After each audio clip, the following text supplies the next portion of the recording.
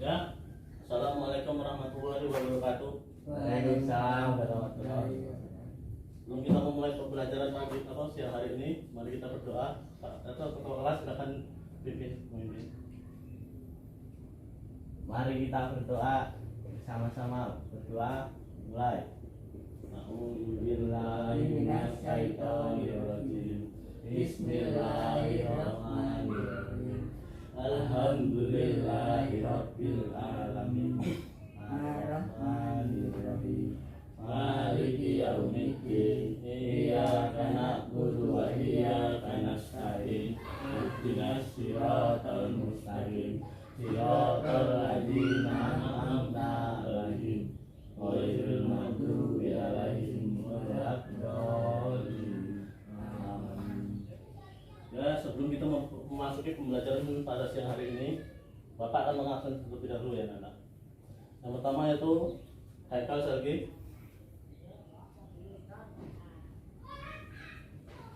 Yang kedua yaitu Irfan Diansa. Ya. Ya, pada siang hari ini kita akan membahas tentang sejarah pertumbuhan ilmu pengetahuan pada masa Abbasiyah. Ya, ini ada pemerintahan Daulah Bani Abbasiyah. Kekuasaan Bani Abbasiyah adalah melanjutkan Daulah Bani Abbasiyah, dinamakan Daulah Abbasiyah karena pendiri dan penguasa Daulah ini adalah keturunan Abbas. Paman Nabi Shallallahu Alaihi Wasallam. Abbas ini adalah paman Nabi Muhammad Shallallahu Alaihi Wasallam. Daulah Bani Abbasiyah didirikan oleh Abdullah Al-Saffa ibnu Muhammad ibnu Ali ibnu Abdullah ibnu Al-Abbas atau Abdul Abbas Al-Saffa. Kekuasaannya berlangsung lebih dari 5 abad, yakni yaitu sekitaran 130 Hijriah sampai 750 Masehi ya. Hingga tahun 656 Hijriah sampai 1258 Masehi. Daulah Bani Abbasiyah ini pada mulanya beribu kota di Kufah. Namun pada masa Khalifah Al-Mansur, Khalifah kedua, dipindahkan ke Baghdad pada tahun 762 Masehi. Dalam bidang pemerintahan Al-Mansur membuat tradisi baru dengan mengangkat wazir sebagai koordinator pada menteri. Beliau juga membentuk membentuk struktur negara itu sebagai sekretaris negara, kepolisian negara, atau membenahi angkatan bersenjata serta mengoptimalkan dan tugas jabatan. Pada masa Al-Mahdi, Khalifah ketiga, perekonomian meningkat terutama dari sektor pertanian dan pertambangan emas, perak, lembaga besi. Pelabuhan Basrah menjadi pelabuhan penting karena menjadi transit perdagangan timur dan barat. Daulah Bani Abbasiyah ini mencapai puncak keemasan pada masa Khalifah Al-Harun Ar-Rasyid. Ia adalah seorang yang adil, dermawan, dan cinta dengan ilmu pengetahuan. Beliau mendirikan rumah sakit, lembaga pendidikan, dokter, dan farmasi. Pada saat itu telah ada sekitar 800 orang dokter. Beliau juga membangun tempat-tempat pemandian umum. Setelah Harun Ar-Rasyid meninggal, kebijakan ini dilanjutkan oleh putranya yang bernama Al-Ma'mun.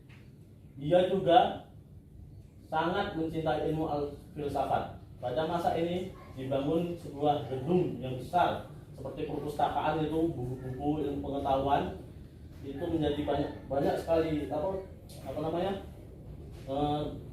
tempatnya bidang ilmu di situ semua ya, dari bahasa asing ke bahasa Arab. Sampai sini paham ya? Ya, selanjutnya ini ada perkembangan ilmu pengetahuan pada masa Bani Abbasiyah. Daulah Bani Abbasiyah ini disebut sebagai the Golden Age, masa keemasan umat Islam pada masa itu. Saat itu umat Islam mencapai kemuliaan di bidang ekonomi, pendapatan dan kekuasaan. Juga berkembang sebagai cabang ilmu pengetahuan yang melahirkan cendekiawanan atau ilmuwan yang sangat cerdas pada waktu itu. Dalam ilmu tafsir, salah satunya itu Ibnu Jarir. Ilmu hadis salah satunya Imam Bukhari. Yang selanjutnya itu ilmu kalam atau ilmu tauhid, itu Al-Wasil bin Atta. Ilmu tasawuf salah satunya Al-Quraisy dengan karyanya Ar-Risalatul Usairiyah. Di dalam ilmu fikih itu salah satunya Imam Abu Hanifah. Yang selanjutnya bidang filsafat ya. Dan filsafat salah satunya Abu Ishaq Al-Kindi. Yang ketujuh yaitu kedokteran, salah satunya Jabir bin Hayyan yang dikenal sebagai bapaknya ilmu kimia. Yang delapan yaitu bidang matematika, yaitu Muhammad bin Al-Musa Al-Khawarizmi.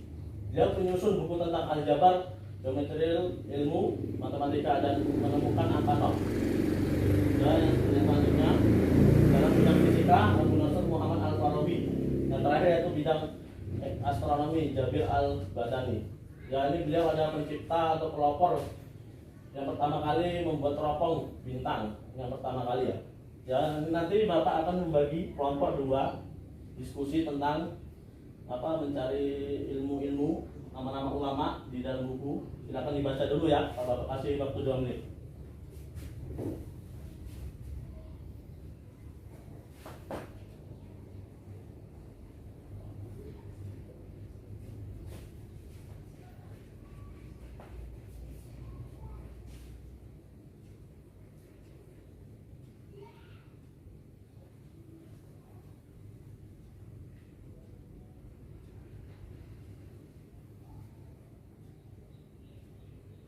Guys, silakan dibaca lagi.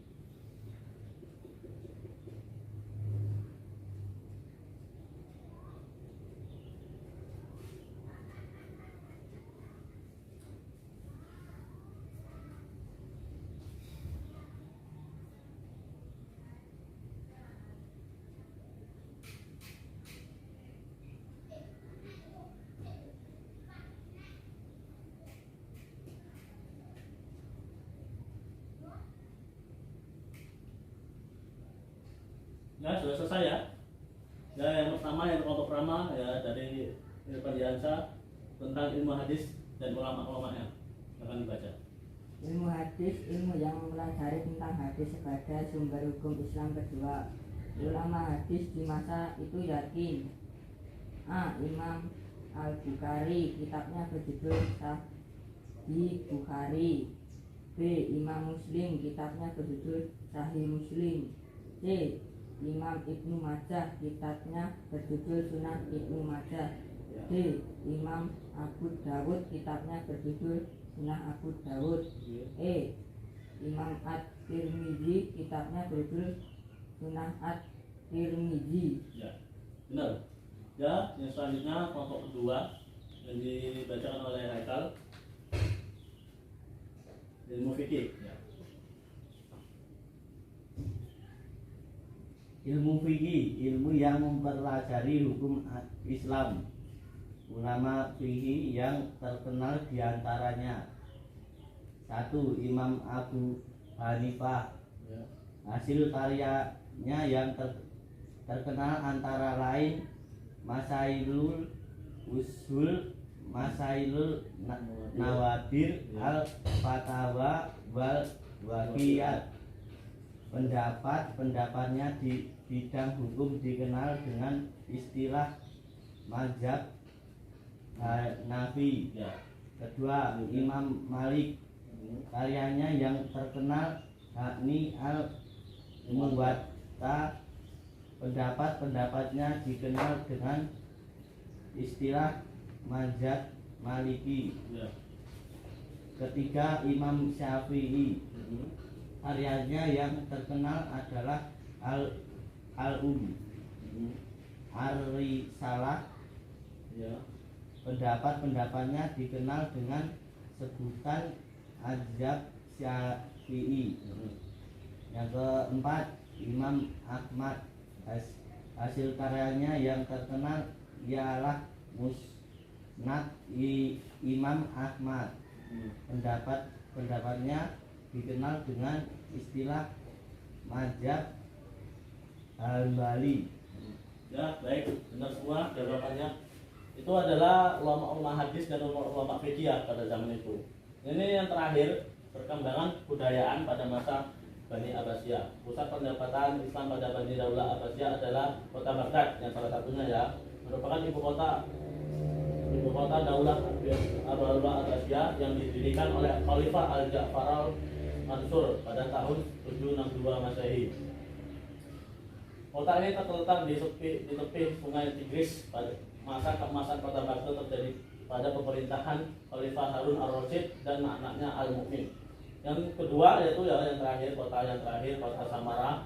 Samara letaknya di sebelah timur Sungai Tigris yang berjarak 60 km dari Baghdad. Di kota ini terdapat 17 istana kecil yang menjadikan contoh seni bangun di kota lain. Di kota itu ya, seperti itu maksudnya. Ya, sampai sini ya pelajaran pagi hari ini. Pada siang ini semoga paham semua. Tolong dibaca lagi di rumah nanti bukunya. Bapak akhiri wabillahi taufiq wal hidayah. Wassalamualaikum warahmatullahi wabarakatuh. Waalaikumsalam warahmatullahi wabarakatuh.